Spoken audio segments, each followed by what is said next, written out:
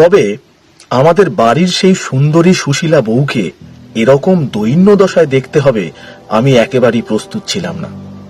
বৌদি খানিক বিরক্তির সাথে আমাদের চা দিয়ে রান্নাঘরের দিকে চলে গেল। আমরা চায়ের কাপে চুমুক দিয়ে নিজেদের মধ্যে কথা বলতে শুরু করলাম।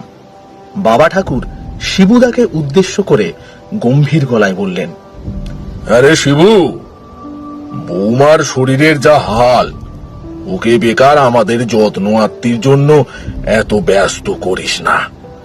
আচ্ছা, একটা কথা আমায় একটু ভেবে বলতো, এই কদিন বৌমার আচরণের কি কোনো পরিবর্তন দেখতে পেয়েছিস?